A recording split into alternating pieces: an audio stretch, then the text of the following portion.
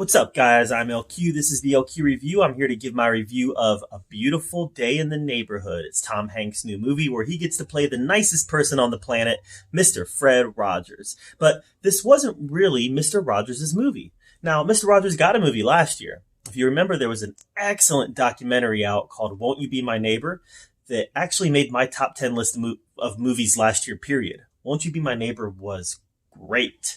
And I think it's the only documentary that's ever made my top 10 movies of a year. But it was so good that it just had to. So I love Tom Hanks. I loved that documentary last year. I'm a fan of Fred Rogers. I never really watched the show, but I'm a fan of like what he stood for and who he was. So I'm predisposed to liking this movie. And I gotta tell you, I did. I really liked it. Now, that being said, it wasn't really a Mr. Rogers movie.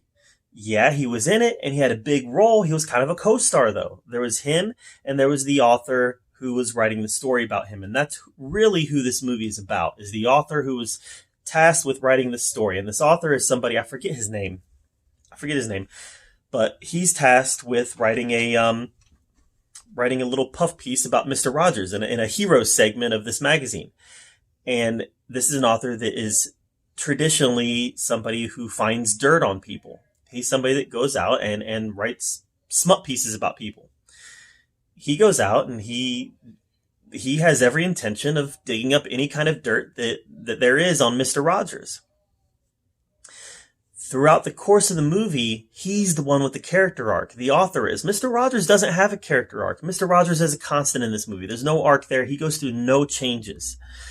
The person who has the arc is the author, because he goes from cynical, he goes from being I want to say bad dad, but a disinterested dad, kind of a disinterested husband, somebody who had cut himself off from his extended family. And through the course of the movie, he goes through a pretty rapid change from that kind of person to somebody who is better. He becomes a better person through the course of this movie, and it's because of his interactions with Mr. Rogers. And that was, I loved it. I loved the way that just being around somebody as inspiring and somebody as nice as Mr. Rogers was able to inspire him to become a better person. And yeah, I mean, it's not like you could put anybody in the presence of Mr. Rogers and they're going to become a better person, but this was a true story. I mean, the whole movie was framed like an episode of Mr. Rogers. So it wasn't presented as a true story, but today, I saw the movie last night. Today, I went back and kind of researched the whole story a little bit. And this actually happened. For more or less, I mean, Hollywood takes its liberties, but this happened. This cynical guy changed because of Mr. Rogers. So it was a really beautiful story. Tom Hanks just gave a great performance. I'll tell you somebody who gave an excellent performance in this movie.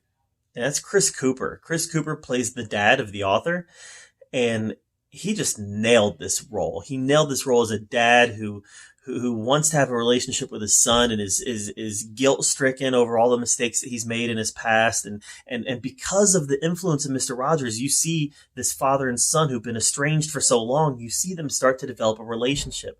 It was a beautiful story. It was a beautiful, heartwarming story, and I loved it. It wasn't as good as Won't You Be My Neighbor, but I loved it. It's in my top 10 for the year right now. I don't know exactly where I would put it, but it's definitely in my top 10 for the year. Just a really, really fantastic little movie, and I'm really glad that I went to see it. I had a kind of a bad theater experience as I was watching it.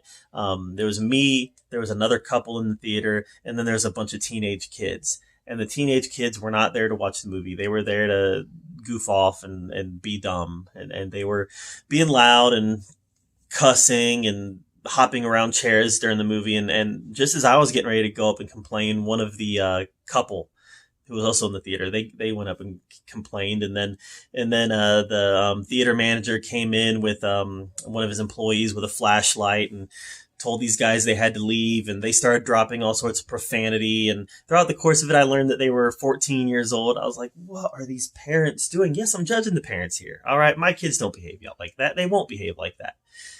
This is dumb kids, bad parenting.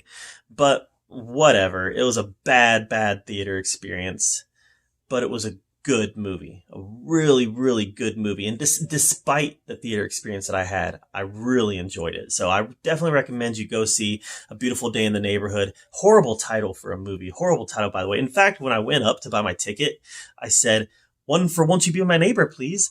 And they looked at me like, what? What? And I said, "Oh, whatever, the Mr. Rogers one."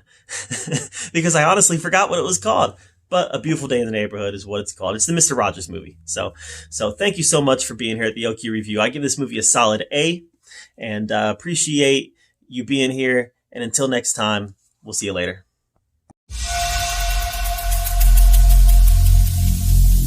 Every single day